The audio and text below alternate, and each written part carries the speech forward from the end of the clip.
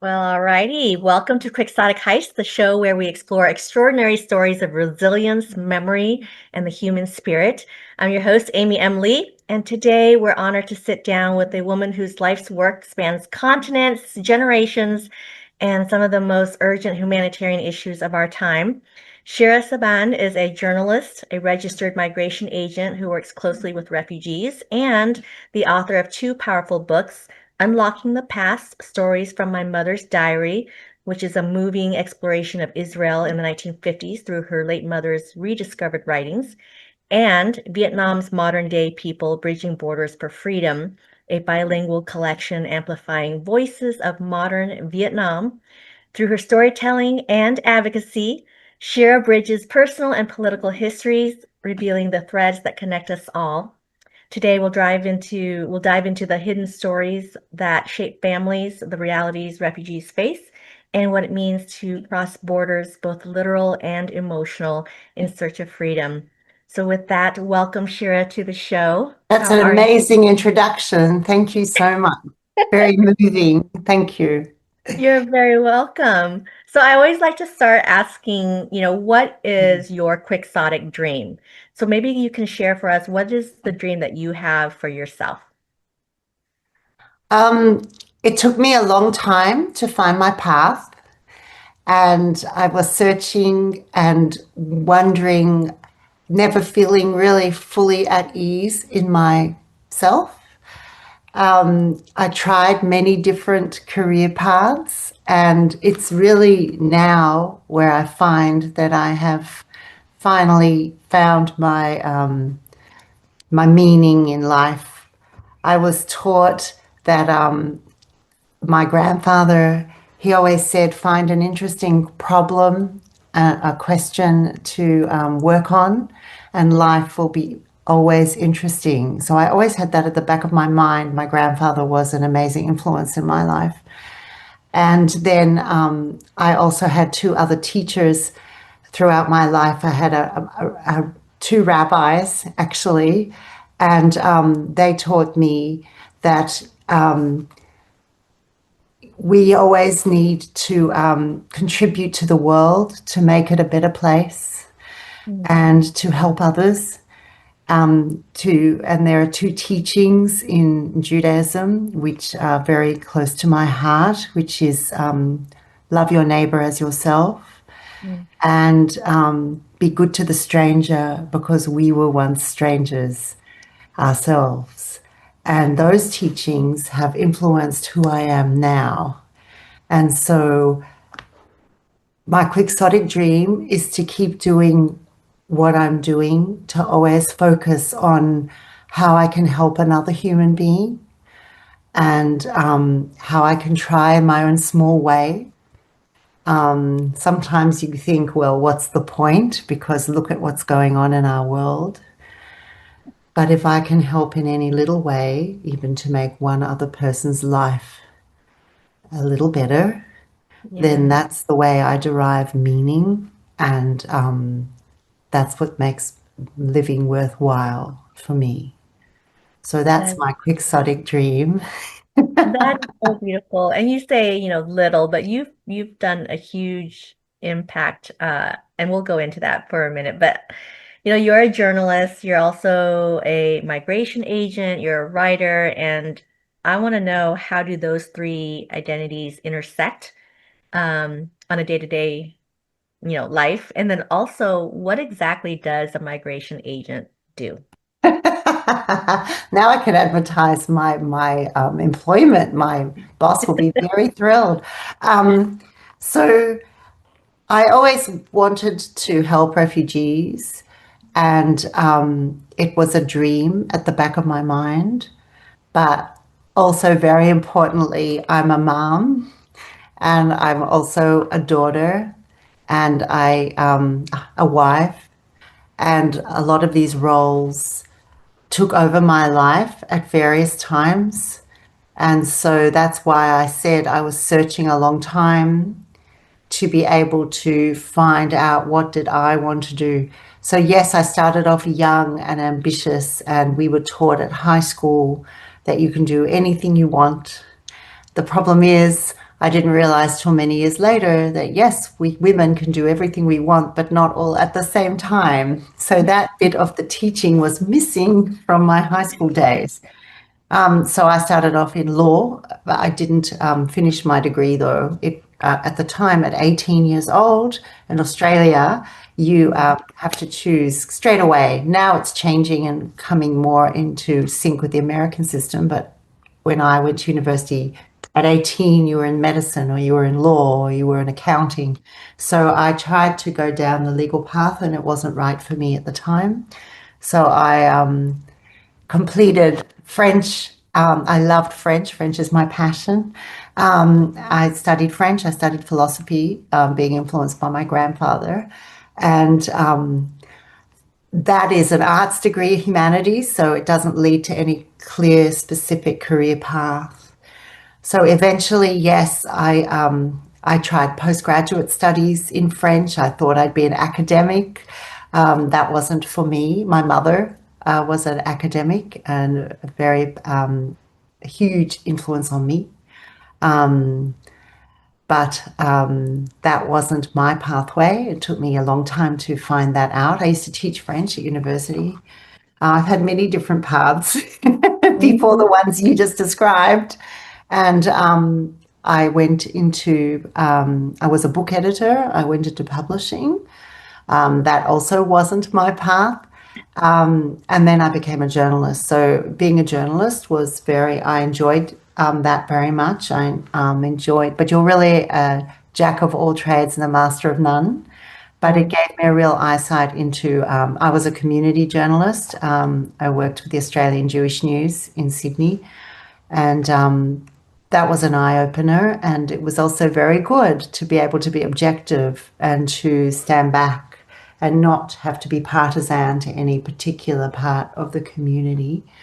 So my journalistic skills were honed largely also from my postgraduate work. So I learned how to write. So once you learn how to write, you've got a real skill. And so that has stayed with me. So now I don't do much journalism anymore. But that was my career path as a younger woman.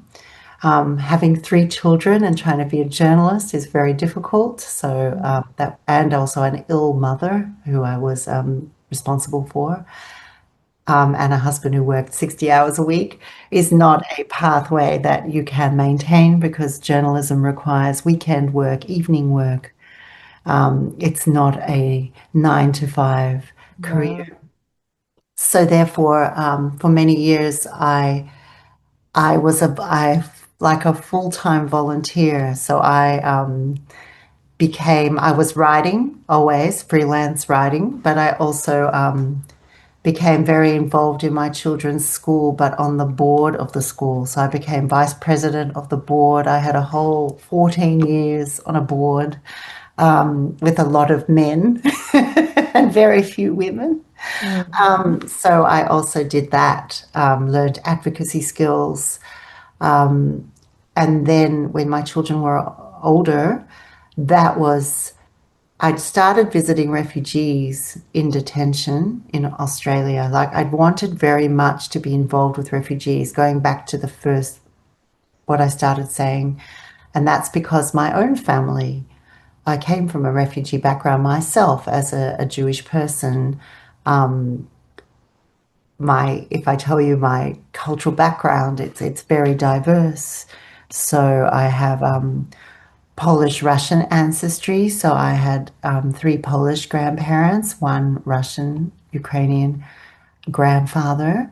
At the time, the border kept changing. So, but my father's parents, they met in Canada. So they'd both come across to Canada from Europe, escaping persecution largely and looking for a better life.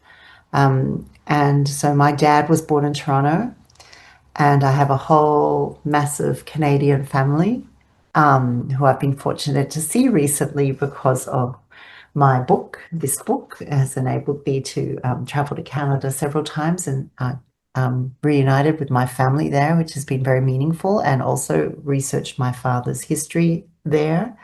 Um, so that's been fascinating on its own. But then my mother's family went to the British Mandate of Palestine at the time, which is where my mother was born. But my mother didn't have a passport. She wasn't a citizen until in Australia. My mother's family ended up coming to Australia. So I was born in Canada, and we came to Australia when I was a young child because my mother found employment as an economist and academic at Melbourne University, Mm. working at a time when many women did not. And so Mhm. I was raised in a reverse household where my dad stayed home because he had had a business career and had retired young. He stayed home with the daughters, and mum went out to work. Mhm. And that was at a time when that didn't happen, so very unusual. Um, so I was raised in that kind of household, and with the values that I explained before. Very important, families very important as well to me. But at the back of my mind, throughout all these years, I'd always wanted to try and do something for refugees, and I didn't have the opportunity. I always said I don't have time, and I actually explain that in this book in the introduction. So I started going out to a detention center. What is quite shocking, well, you have it in America too. Um, so Australia, our major cities, we have detention centers. In the past, they were used for migrants, like the British migrant, the 10-pound pom we had, who was coming out here in the 60s and 50s, 60s, early 70s. It was like a massive boarding house where people would stay and then eventually find their own path. But Australia turned them into onshore detention centres. We have, unfortunately, onshore and offshore detention. So I finally, in 2016, thought, you're never going to have time. So you've just got to make time. And so I joined a group which was going out to the detention centre. It's only an hour down the road, and met refugees and asylum seekers face to face for the first time. Because when you're walking down the street in society, you don't know what anyone's background, where they've come from, what they've suffered. But there in detention were people from all over the world, and they were locked up. They didn't have their human rights, and it's very confronting. And Yeah. once I went the first time and I joined this group, people from all walks of life, lawyers, doctors, teachers, retirees, students, young, old, all cultural backgrounds, it became very meaningful, and I felt the need to go back. And I would go back every Thursday afternoon and sit and talk to mainly men and just listen, give them respect, listen to their stories.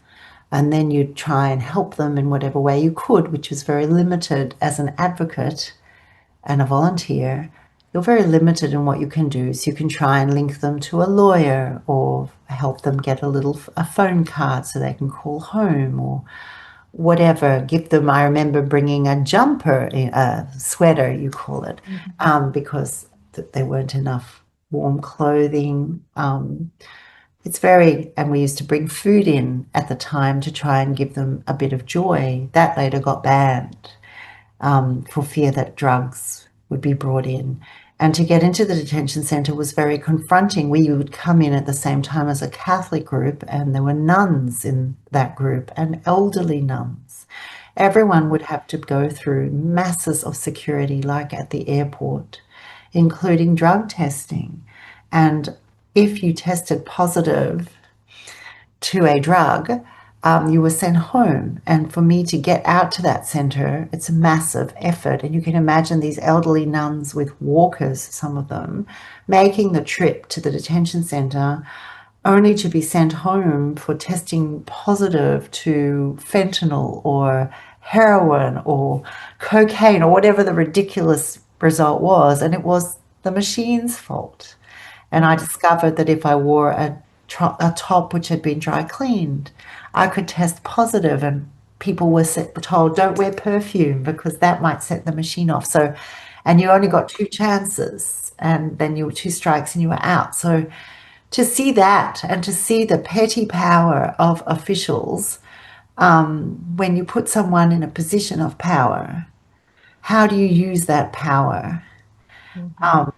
It's quite shocking. And one of the other influences that I forgot to mention, and I should have mentioned, is that around that time, 2017, I also learned how to be a guide at the Sydney Jewish Museum. So the Sydney Jewish Museum it has Australian Jewish history, but it's largely a Holocaust museum.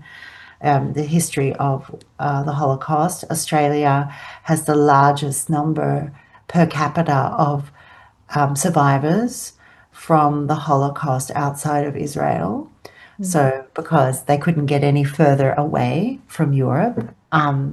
So, my own history is very impacted by the Holocaust. My mother's side, I told you my grandparents came to the British Mandate of Palestine, but now Israel. But they lost their entire families. Very few relatives survived, a handful of cousins. My grandparents both lost their entire family and never spoke about it. So I went through my whole childhood. I never heard their stories.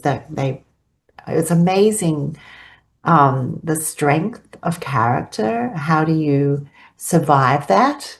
So I didn't know my own story, my own history, and by studying how to be a guide at the Sydney Jewish Museum and doing the course, it was extremely meaningful, very, very confronting, and I discovered that my mother's family perished in gas vans in Chelmno in 1942, and to live with that history is very difficult. It's painful. And I found a real affinity, the Vietnamese community, and what they have gone through, what you have gone through in the Vietnam War. And I found, and when you and I went for my book launch in Los Angeles at Orange County, at the new Vietnamese museum there, that was very eye-opening because our histories, sadly, are so similar in that way. And when I've done media for my book in Australia, and I've been told by an elderly Vietnamese communal leader that you are our big brothers and sisters, and we are learning from you. That's It's very sad. I mean, you feel an affinity and you feel honored, but you also feel very sad that we have to be linked in such a tragic way. So all of that has played into what I've done.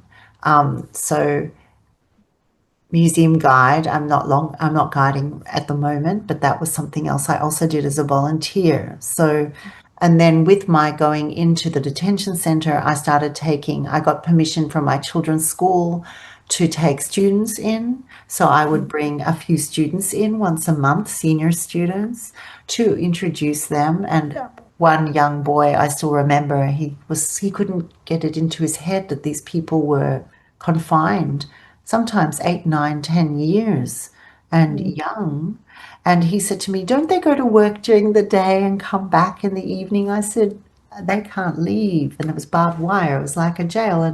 And he just couldn't got around that in his mind. So I thought it was important to teach young people about this. I also thought the school allowed me to run a class. So once a week for senior final year high school students, I would run a class in the mornings once a week and bring in advocates detainees who had been released, refugees and asylum seekers, to tell their stories to the Mm. students, because the students had such a sheltered life, a privileged life, and Yeah. were not exposed to any of this because in Australia our media beats it up to, so a lot of they're regarded as frightening, scary, terrible people. And I'm not saying that some aren't. Of course, we all are, a mix, aren't we? So we have good and bad, we have criminals and upstanding members of society, and some do good, some do bad. But it's the same of any population, and you can't just tarnish everyone just because there's a few perpetrators of misdeeds. So I did that as well. So that was all as a volunteer. And then COVID was starting, and I had worked. There was a human rights lawyer in Sydney who I'd met at a detention centre, and over the years she had approached me and said, as a journalist, would you write some articles for me if I have a client whose story needs telling? And I said, sure. So over the years, I'd done some work for her and got some articles published. But what had happened was I was getting more and more immersed in this world, feeling more and more frustrated as an advocate at how limited you are and what you can do for another person, and reading more and more legal works and law cases. And I thought, well, if I'm already doing all this, I should really get a qualification. So I actually rang my human rights lawyer friend and I said, what would you say if I went back to university and studied to become a migration agent? She just said yes. And, because then I could come and work with her. And she at the time was running a charity, Human Rights for All. So Alison Batterson is the name of the human rights lawyer, and she was running a law firm, but it was operating as a charity. And so what happened was I went back to university during COVID. My youngest child was in his final year of high school. And we were all studying at the same time, but the course was fully online, and it was very demanding. So it was a year, it was a postgraduate diploma in migration law. So it's only one aspect of law. So I actually went back to law, but only to migration law. So you study migration law, and especially focusing on visas. So a migration agent is the person who you will come to if you need a visa. So a whole range of different visas in order to be able to move countries legally. And so I had to study all the visas, but all I was really interested in was the protection and humanitarian visas. So the visas that were helping refugees and asylum seekers. Onshore, they're called protection visas. Offshore, they're humanitarian visas. And that was my passion, which was unusual because, in fact, 99% of my co-students were studying the other visas, and there was only one subject which focuses on the ones I was interested in. Yeah. So I completed that diploma, and then went to work with Alison, and that was pro bono.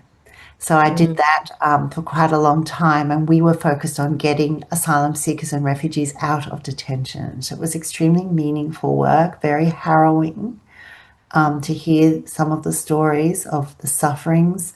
You can imagine the torture that people have undergone in Sudan or in Iran or Afghanistan or wherever they've come from. Is It's very emotional work, and you have to be very resilient. You talked about resilience, so our kids learn all about resilience in school these days. It's a very important facet of education today. It wasn't when I was growing up, but I've learned to become very strong, very resilient. and you have to learn to try. I take on everyone's pain. I mean, that's a problem. Um, and my family, when I would come home from the detention center and start telling them the stories, they'd go, enough, enough, we can't. Um, anyway, so that was the kind of work I was doing with her. Since then, I've moved, so I now work for a private migration law service. Mhm. And I've now also expanded, and I'm learning to help people in a whole range of visas.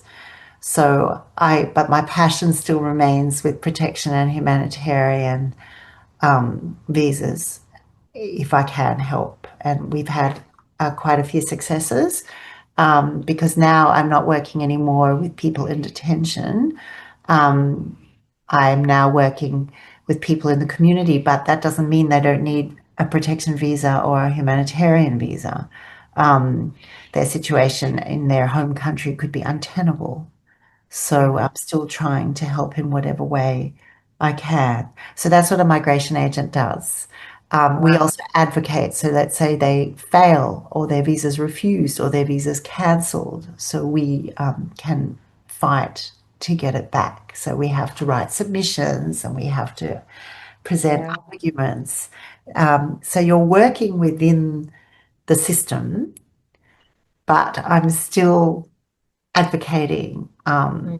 for people within the system now. So you have more, it's meaningful because you feel that you can really make a difference, but it's still not you making the decision, is it? It's the government.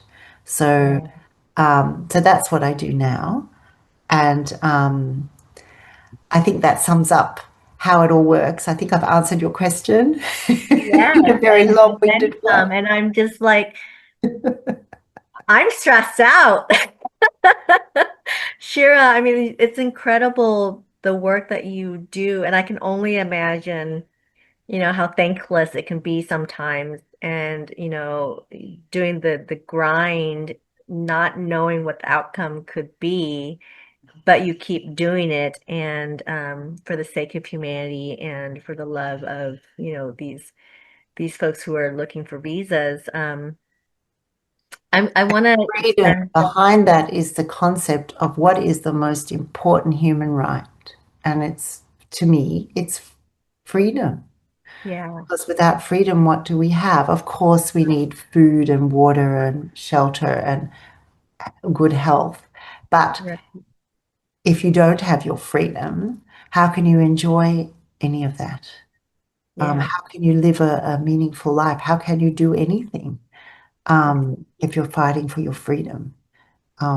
So that to me is extremely important and what keeps me going. yeah, If I am trying to fight for that, um, yes, it's harrowing, and yes, there's ups and downs, but if you get a little win, it's amazing how you can change someone's life. So yeah. Which yeah. is a good time to pivot because you wrote those two books and or published those two books, and I want to talk about the Vietnam's modern day boat people, bridging borders for freedom. Let's start with that one. Kind of tell us that story. How did you get involved in this? What is the premise of the book? And yeah, there's a lot to Well, I can uncover. actually, this is so this book here has a very long history. So it all started, in fact, my introduction actually tells you the story of how it started. So I can read Yeah, the very beginning. please. It all started when I saw this photo Yeah. in a And that's news the family outside of courthouse in okay. Vietnam. So I'll just read the very bit of how the book starts, the introduction. Kids orphaned as Vietnam jails parents over asylum bid. The headline grabbed my attention as I scanned the newspaper over Saturday breakfast in late July 2016. Underneath was a photo of a downcast mother, surrounded by her 4 children, staring straight at the camera. A Vietnamese failed asylum seeker forcibly returned after Hanoi promised the Australian government it would not punish returnees, will be jailed as early as this week, and her children sent to an orphanage after she lost an appeal against a 3-year sentence. So that's what I read, and that ended up changing my life for the next at least 7 years. So then I just tell the story of just the next paragraph. I'd not even realized until then that boat people were still attempting to flee Vietnam. Sure, I knew that by 1982, Australia had permanently resettled around 60,000 Vietnamese refugees in the wake of the Vietnam War, and that more than 200,000 migrants had come from Vietnam since then. But boat people in the 21st century, the very notion seemed anachronistic. And then the story goes from there. So it was just that newspaper article, and then sitting there and thinking, I couldn't get them out of my mind. I just felt, surely there's something I can do to help these poor children, especially. And then I explained my own family history and visiting detention. And then I said, while most of the asylum seekers I met in detention were from the Middle East or South Asia, a few were Vietnamese. Among those in onshore detention, however, people seeking asylum by boat tended to have arrived before July 19, 2013, the date when then Prime Minister Kevin Rudd had made the announcement, from now on, any asylum seeker who arrives in Australia by boat will have no chance of being settled in Australia as refugees. Henceforth, they would all be transferred to offshore detention. And it goes on from there, and the whole policy of stop the boats. So I trace aspects of Australian policy, which unfortunately is, I'm sure you're hearing a lot of this, not stop the boats, but all of this is very topical still today. Sadly, it makes the headlines in the States, in Australia, in the UK, practically every day. It's still a very hot topic. So I then go into the family themselves. And so that photo you just saw there is Tranti Tan Loan. So she and her family had been among 46 Vietnamese asylum seekers who had attempted to reach Australia on a family-owned fishing boat in March 2015. Intercepted at sea by the Australian Navy, they had summarily been found not to engage Australia's protection obligations and forcibly returned by boat take back to Vietnam, where Mrs. Loan's husband, Ho Trung Loy, was sentenced to 2 years jail for helping to organise the illegal departure. In late July 2016, Mrs. Loan had just lost her appeal for leniency based on being the sole carer of their children, then aged 4 to 16. No one in the extended family could afford to look after them, and so they'd been told to leave school and go to an orphanage. They've been crying a lot and clinging to me, she told the Australian newspaper. My youngest child keeps saying, Mummy, don't go. My older children are worried. They feel the pressure and are scared of having neither parent around. They have asked if they can be sent to prison with me. I could not get her words out of my mind. Hadn't this family suffered enough? I did not want to see them further torn apart. Moreover, as an Australian, I felt ashamed as well as morally responsible for their plight to some extent, as our government had sent them back in the first place without having given them a fair hearing, thereby shirking its shared international responsibility for protecting refugees.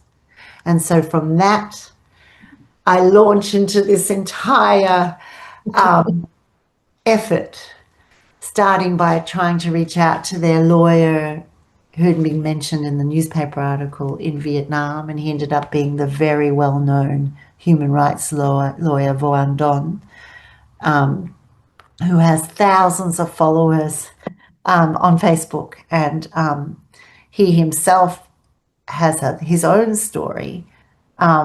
We recently reunited in the States where he is now fortunate to have been granted asylum because he himself, due to his helping these families, largely ended up losing his entire career as a lawyer in Vietnam. So he was banned from his own profession, forced to become a farmer, and I was privileged to meet him in Vietnam. I've been to Vietnam twice.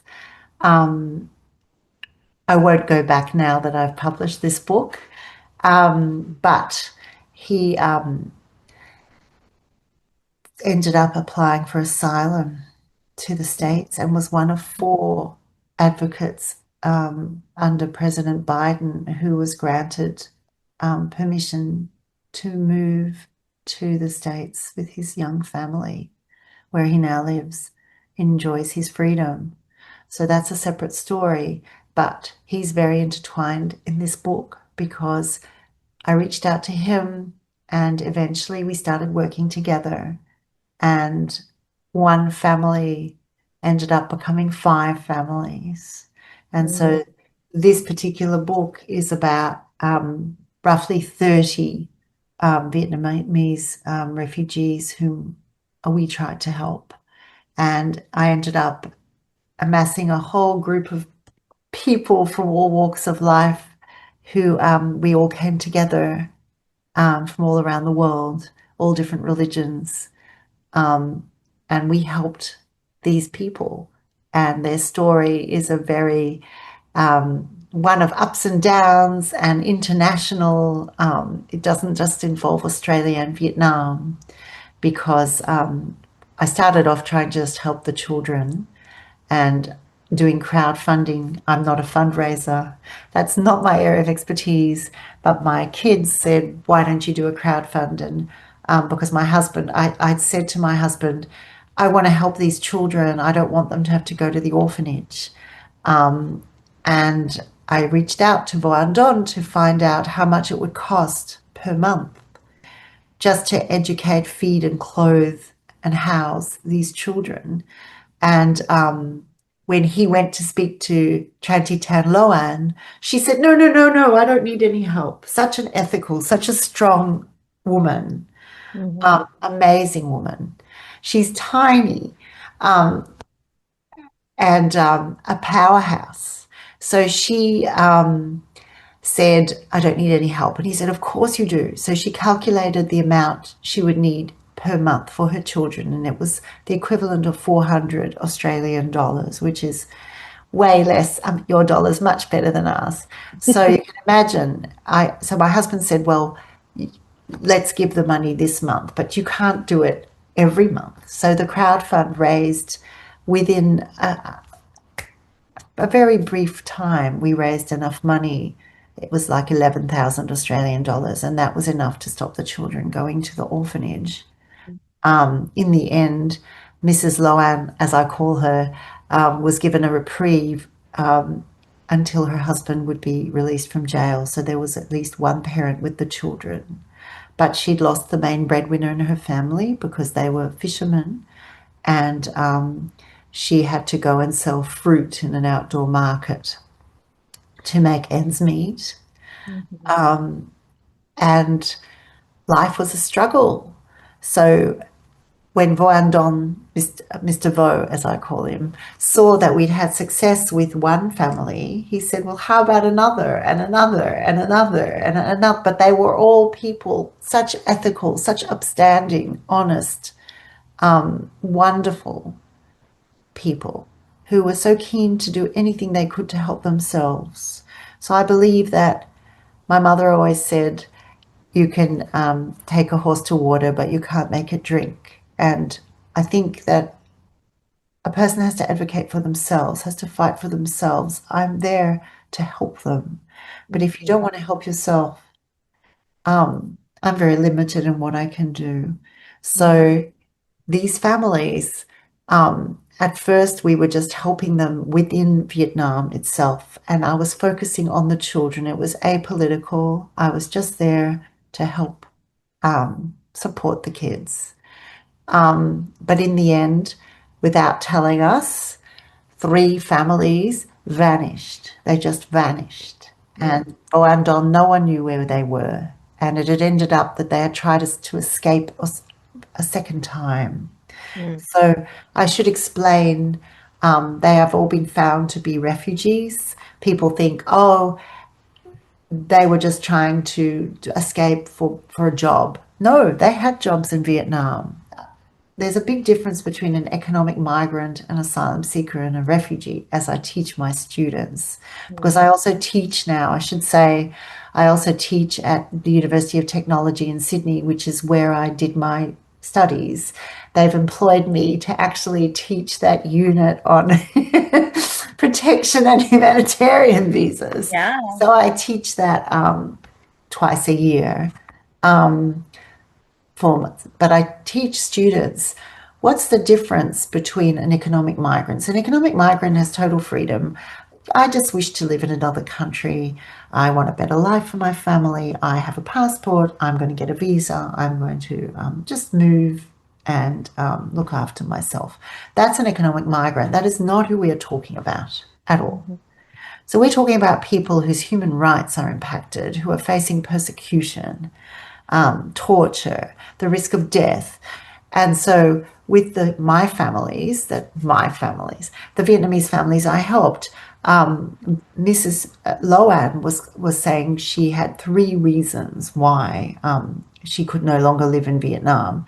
So the first reason was that her land, the family's land, had been taken from them by the authorities. They were in the middle of building a house on the land, and thugs just ripped down the foundations, threw her off the land. She ended up at the police station and was told, never go back to your land again. Then they were also fishermen, and their boat was shot at in the South China Sea by the Chinese. And Vietnam did nothing to help them. They ended up without their boat. And then they're also Catholic, and they were facing lack of religious freedom. So yes, people said to me, well, come on, you can be Catholic in Vietnam. Sure, in the capital cities, in the main towns, yes, you can enjoy your practicing your religion. But when you come from very small areas, rural areas, there are issues depending which church you belong to, whether it's a registered church or an unregistered church. If it's an unregistered church, you don't have the freedom to practice. Now, I'm not saying they were members of an unregistered church. I don't know, but I do know that they were targeted and not allowed freedom of religion. So they were the 3 reasons. So what had happened was when they escaped a second time without telling us, we discovered that they got back into another boat with their family and friends. There were actually 6 adults and 12 children, aged as young as 4, on that boat. I would never have said, get a boat. I'm totally against risking your life at sea. I do not advocate for that whatsoever, but they knew that, so they hadn't told us. And they'd escaped during the festival, New Year, Tet, because they knew people would not be paying attention. The authorities would not know what was happening.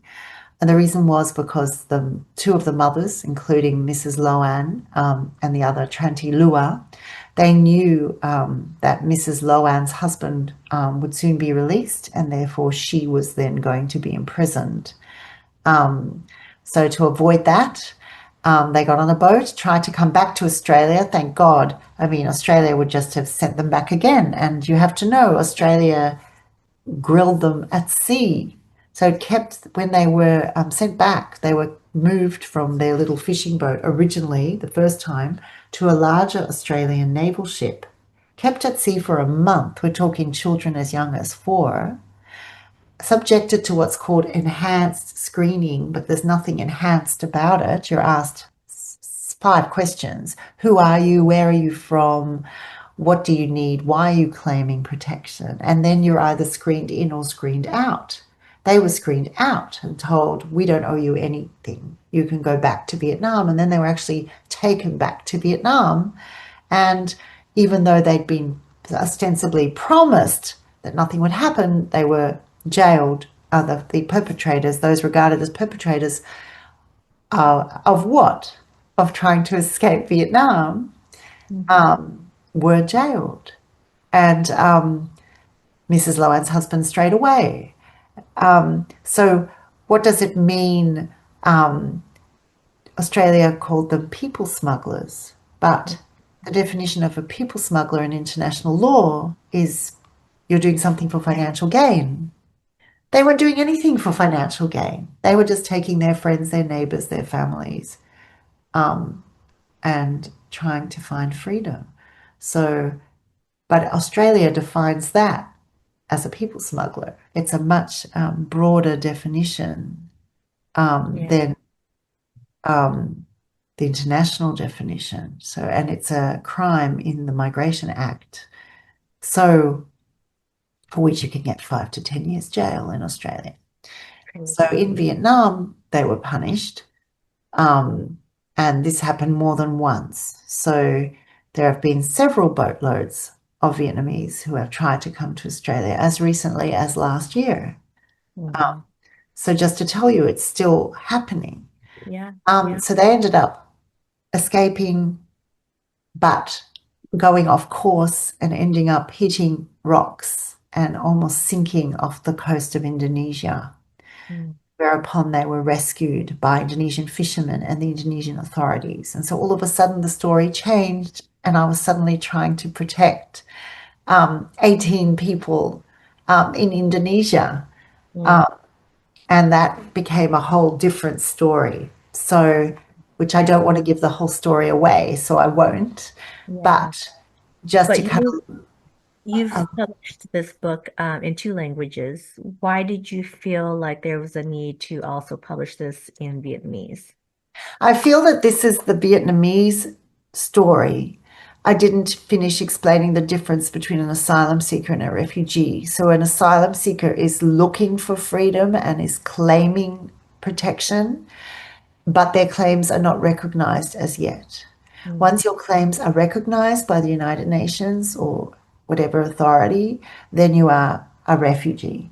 So, what happened to these families, the three families who escaped, even though Australia had said, we don't owe you protection, you're not refugees, they were recognized as refugees in Indonesia, thanks to Grace Bui, who's a very close friend of mine and an advocate who lives in the States now.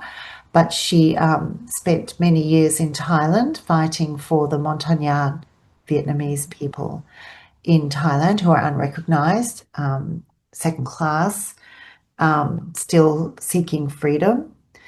And so they were recognized as refugees, and we went to visit them in detention in Indonesia in 2017, which is this photo. So at this time, these children were 4 years old.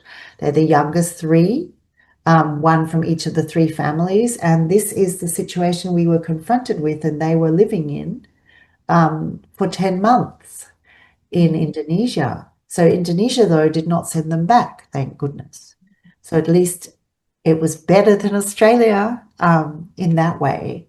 And they eventually were released from detention, but then stuck in Indonesia. And Indonesia is a country of, it allows you to stay and it allows you to, you can't work. Only 10% of refugee children end up in school.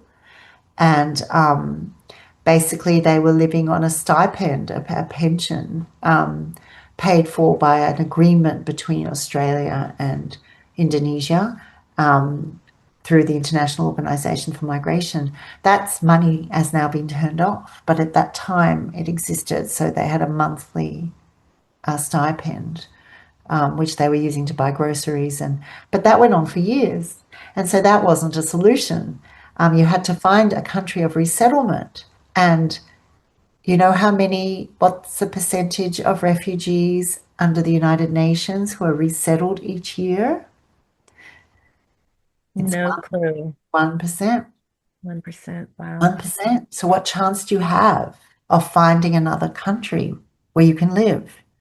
And so Mm. that was when we stepped in And after many years and COVID and so much anguish and ups and downs, which this book traces, they ended up, thanks to the generosity of Voice Canada, which is a group of Vietnamese former refugees who are all now upstanding, amazing, successful Canadian citizens. They said, we want to give back. We went through this too. And they agreed to privately sponsor all 20 of these people. Mm. Because I also talk about how the fathers who weren't with the group managed to reunite with the families. I mean, it's a very long, involved, emotional story. But you asked me why I felt the need to write it, to publish it in Vietnamese, because I had a very dear friend who I knew as, well, she never revealed her real name. The book is it's dedicated to her in memory of my dear friend and human rights advocate known as Ngoc Nhi An Win, who encouraged me to write this book. So she was with me from the start. She was a doctor. She lived in Brisbane. She was a single mom with 2 kids. She was an amazing Vietnamese advocate fighting for human rights. And she came out of the woodwork when she saw that I had tried to contact Voan Don.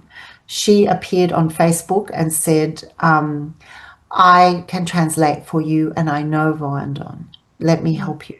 And so we became inseparable, worked together. She sadly passed away very young from a very rare form of cancer. And we lost her. But she had said to me, and she was the one who introduced me to Grace Bui, and then we became a trio and worked together. So she had said to me, the Vietnamese story, refugee story, has not been told in English. Very few people know it. And this story could even be a movie. So she inspired me to write the book. And I was actually writing it from my notes as it was happening. But then I couldn't find a publisher. So I was writing it in English, obviously, but my husband said to me, the main people for whom this story, it's about them, won't have access to it unless, they understand, they read English. And yes, the young people do, the children, the grandchildren. But what about the original generation who went through this themselves? What about them? And what about trying to reach a broader, yes, the Vietnamese diaspora, and perhaps even some Vietnamese in Vietnam itself? So that was my reason for wanting to publish it in Vietnamese. And thanks to you, we did, which Yeah. was amazing. But first of all, I had to get it translated, and that was a whole other story. Yeah. But if you go back to the English version, I couldn't find a publisher for the English version in Australia. So while I was still writing it, it was incomplete, and it couldn't be completed because we were still trying to discover if they were actually going to be resettled or not. And I didn't want to publish while they were unsafe and insecure. So I had to wait till I knew that they would be protected. And that was what my eventual publisher, McFarlane Books, gave to me. So Australia, no one was interested. I tried for 8 months to get it published in Australia. I was told refugees are not a commercially viable topic.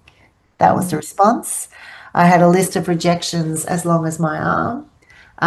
That is, again, when you need resilience and very tough skin, and to get rejection after rejection, or to be ignored, completely ignored and not responded to when you've put your heart and soul into something, is very confronting to go through, as you would know.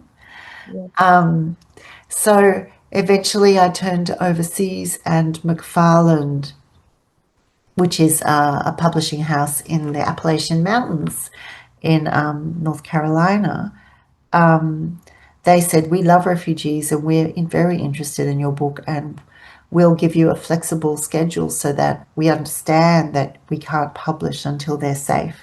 And Mm. so I only wrote the ending just before the book was published. So we brought the book out in English, and that was amazing for me. And it's such beautiful quality too. They didn't stint, so it's got lots of photos. It's beautifully bound. And McFarland focuses mainly on libraries, Mm. so you don't necessarily find it in every bookstore, but it's easily available through them or on Amazon. And I think they've actually got it on sale right now. But so that was amazing for me. And then I started doing book launches for the English edition and in Australia and also the States and Canada, to actually meet the families themselves again, reunite when they're free in Canada. And as soon as I have to say, very emotionally, that I was honored to actually accompany Tranti Tan Loan and her family to Canada when they finally got their freedom, and that was in July 2022. And I promised that I would come with them if that wonderful day ever happened. And when it did, I was actually allowed behind the scenes in migration customs in at the Canadian airport and in Toronto, and allowed to watch them get their permanent residency. So that was an amazing experience to go through and to meet all the advocates from Voice Canada, to be reunited with everyone. That was such a high. So that's what I mean when you go through all so many years of not knowing what would happen and very harrowing experiences, and the ups and downs. And I've written this book on three different levels. So it's written just as a story, if you want to read it as a story with all the ups and downs, and you never know what's going to happen next. And I've written it that way. So you can just read it as a story. But for those who, because I've been challenged so many times as a journalist, I'm very careful. So this book is very well documented. Every point there's notes. If anyone is interested in exploring more about a topic, I've also got further reading suggestions. I've got a very detailed index and biography, or sorry, bibliography. So it's all there for anyone, from the person just interested in a human story, because that's for me is my passion, people, and Yeah. learning about someone else's story, someone else's culture, someone else's experiences. That to me is fascinating. When I was a child, I loved reading biographies. Mm. I still love reading obituaries. I mean, to learn about another human being and what matters to them. And I think you can learn from everyone. Yeah. I love So, that. yes, but that's why a very long-winded answer again as to why I brought it out in Vietnamese. And I have to pay tribute to my two translators who translated the book out of the goodness of their heart, as their passion project, and didn't charge me a cent, and did the most incredible work. That was amazing. And then you and I working together, such a beautiful experience. And then coming back to the States and launching the Vietnamese edition and having the honor of Mr. Nam Loc Win, the renowned human rights, the father of refugees, to be there and launch each and every book, the English and the Vietnamese editions, in across America and Canada and Toronto. Was really, I was Yeah. very blessed, very Yeah. blessed. I mean, big shout out to Mr. Namlop, who at 80 plus years old, I mean, we couldn't keep up with him, but No, we can't. we only have a little bit of time left, Shira, and I want to give a little bit of a platform for your other book, Unlocking the Past. Sure. You spend maybe 5 minutes on on that book. And, that was your mother's story that you discovered, I believe, after she passed. Uh, Yes. So that's this book here. And yes, it's and it's in in English and Hebrew it's in and Hebrew. yes. That actually is my mother's diary. You can see my mother's diary there, the Oh, picture of it. yeah. And you can also see my mother and her family. That's my grandfather. When my mother left Australia to go back to, that's her mother and her. Um, so and this is my grandmother and my uncle on their balcony in Tel Aviv. So this was quite an amazing thing. So I'd always known my mother. My mother was my hero. She was the light when you walked into a room. She was sunshine. She would sing. She was very educated. She had a PhD from McGill in economics. And she taught for many, many years at Melbourne University. She taught economics. Um, so she was very passionate. She was very strong. And I had her on a pedestal. I adored her. And she was my best friend. Mm, So, but tragically, my mother got Alzheimer's and was sick for over 10 years. And I really became I looked after her. We had carers. We were fortunate, and I realized that I had to become my mother's advocate because she could no longer advocate for herself. So the tables were turned. My sister and I are very close, and what happened was after our mother passed away, we were going through her things, and in her study, in her desk, there was the diary. And mm, we'd never seen it or heard about it before. She'd never told us about it, but she hadn't thrown it away. And there it was, and it was in English. And it was a snapshot of life in Israel in the mid 1950s. So, what had happened was my mother was born in Tel Aviv under the British Mandate of Palestine, and my grandfather had been unable to make a living very easily in that society because he was a very strong, passionate man who stood up for his principles, and he was arguing with the trade union, and then he also lost his laundry. He had a factory, and he lost that in Jaffa. It was burned down in riots, actually, in the late 1930s. And as a result, he ended up coming to Australia. But the problem was it was 1938 and war happened and mm, the whole family got separated. So he ended up by himself in Melbourne, and his poor wife and two children ended up in Tel Aviv. My grandmother had to take work as a cleaner in order to put food on the table for her two children.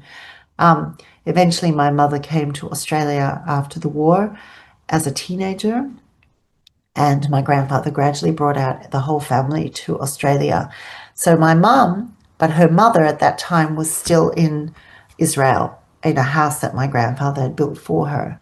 So my mum won a scholarship when she finished her degree and went back to yeah. Israel on a scholarship to study at the Hebrew University of Jerusalem. And so this diary was a snapshot of 18 months, 1955, 56, and well, to 57, and a snapshot of 18 months during that period.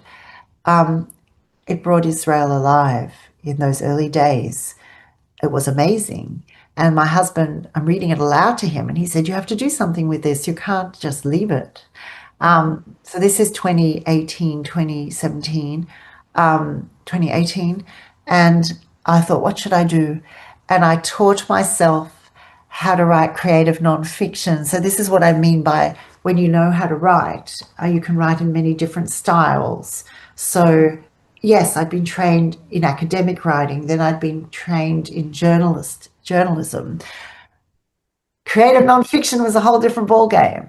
So I actually Okay. studied, most people would know that creative nonfiction is true stories, Nonfiction. but told in a very yes, it's not fiction, it's true, but you make it come alive. You bring it, it becomes alive for the reader. That's So very it's not true. just boring facts written like a history book. Not that history is boring, but it's not, it's you're It's creative. that creative nonfiction. It's storytelling, um, in a novelistic way sometimes, That's right? right. But Based on yeah, truth. So that's that's what I did. And then I turned it into creative nonfiction short stories. So each one was its own story.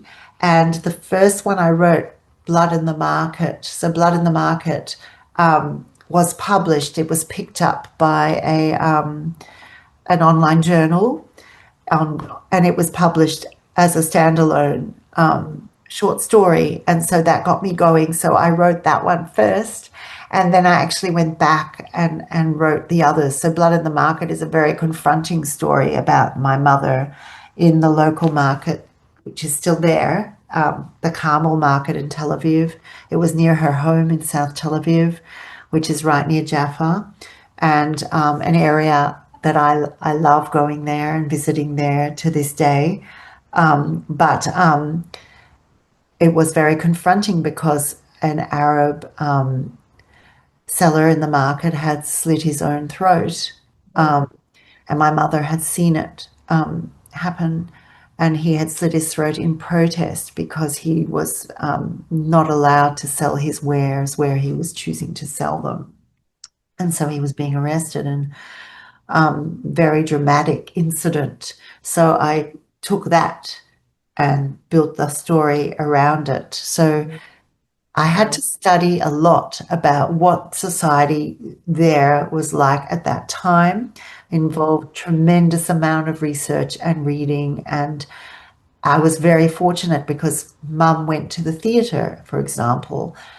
So I wrote to the theatres which still exist, and I said my mother went to see this production in 1957, and they said, "Oh, here's the program from that play, and here are photos and stills," and so I was able to actually reach out to the society my mother lived in, and it brought me so much closer to my beloved mother, but at a time that I didn't know her before I was born.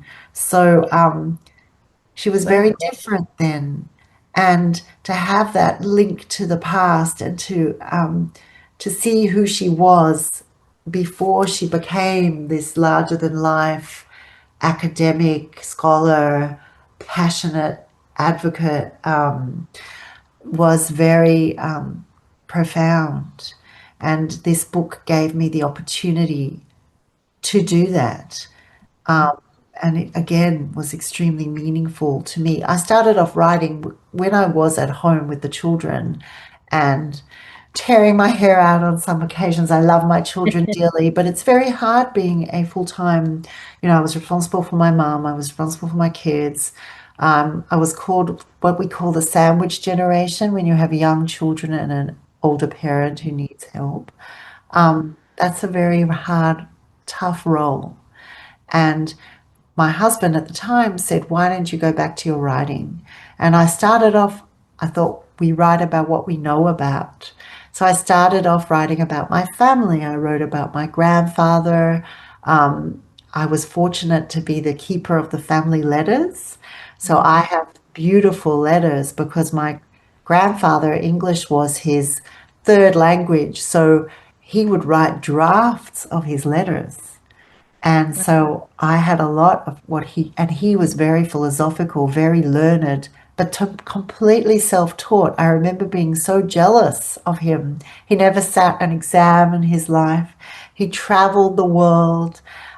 He was very modest and humble and not extravagant whatsoever, but he still managed to travel to, he went to China before it became communist, and the family couldn't get him to come home. So they told him that his laundry had burnt down, which wasn't true, just to get him to come back. he went to the Pacific Islands before. He used to get on trade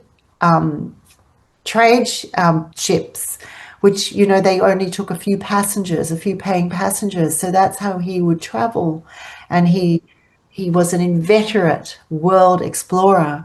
So, but he also went back to the University of Chicago and studied mathematics in his 50s.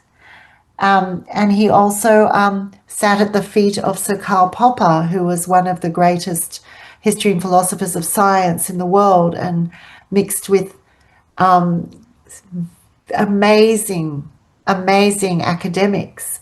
He was very, very intelligent. So I had that background where my grandfather would come to dinner, and he'd tell us about the book he read that day, and it would be a book on Galileo or whatever else he was studying at the time. And so that's the way I was raised. And he and my mum would indulge in very deep philosophical conversations. So Wow. I always felt, wow, well, I'm That's not in that. I felt very inadequate. My friends would come over at university and they'd all want to debate my mum. So they'd all sit around the table and they just sit there and get into a very deep economic debate with my mum. So that was the way I was raised, that kind of household. So I wanted to pay tribute to that and explore that, and look at where my mother had come from and what she had gone through in order to get to where she had got. And so Yeah. it was fascinating to explore her as a young girl, before all of that part that I knew. Yeah. Um, That's a true treasure right there. And so thank you for giving me the opportunity to talk about that, because sure. that was my first book, and it's very, very different to my work with refugees. So it's I very would love. lovely to go back there.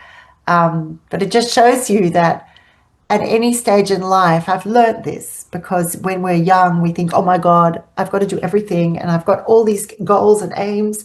And then you can't achieve it all, and you can't, maybe your path takes you a different way. Like I told you, I set out on an academic pathway trying to follow my mother. My grandfather emphasized academics very much because he had not had that opportunity, and that was his path.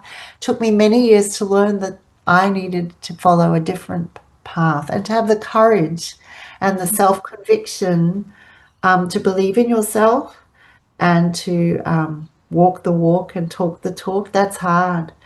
And I owe a lot to my husband, my beloved husband, to boost my courage and confidence in myself, and to have the opportunity and the luxury also to be able to do that too, I have to say. So Mm, that's beautiful.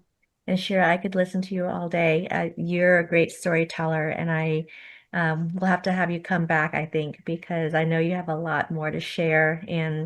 But before we wrap up, is there a website or Instagram handle or whatever that we can follow you to learn more about your work and what's next?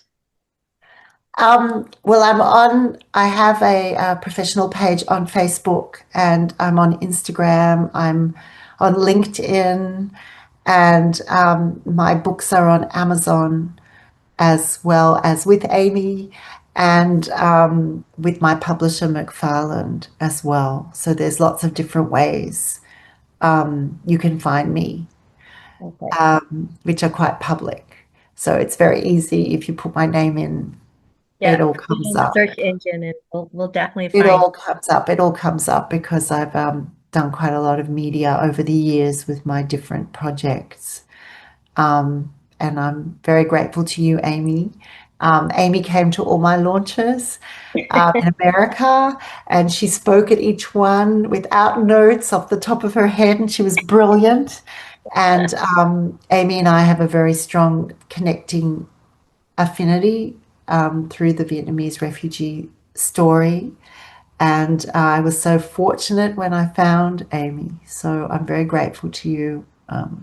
You're very inspirational. Thank you. to you. Thank you, Shira. No, thank you. Thank you for pulling me into your life and sharing your story and your courage. I'm very honored to be amongst your circle of friends, and I can't wait to have you back in the States Me so we can too. do I'd some love to more come. fun and enjoy some more food and I'd love to visit you. I've never been to your part of the yeah, world. come to Oklahoma. We'll Yes. love on you and feed you for sure. Uh, Well, thank you, listeners, for joining us for this unforgettable conversation with Miss Shira Sebban. Her work reminds us that behind every history is a human being, and behind every migration is a story worth hearing. Whether she's uncovering her mother's past or championing refugees in the present, Shira demonstrates the power of compassion, curiosity, and courage. So, if today's episode moved you, please follow, rate, and share Quixotic Heights, and so that these stories can reach even more listeners. And as always, please stay curious, stay kind, and keep reaching for the heights. Until next time, I'm Amy M. Lee, and this has been Quixotic Heights. Thank you so much, Shira. My pleasure and my honor. Thank you.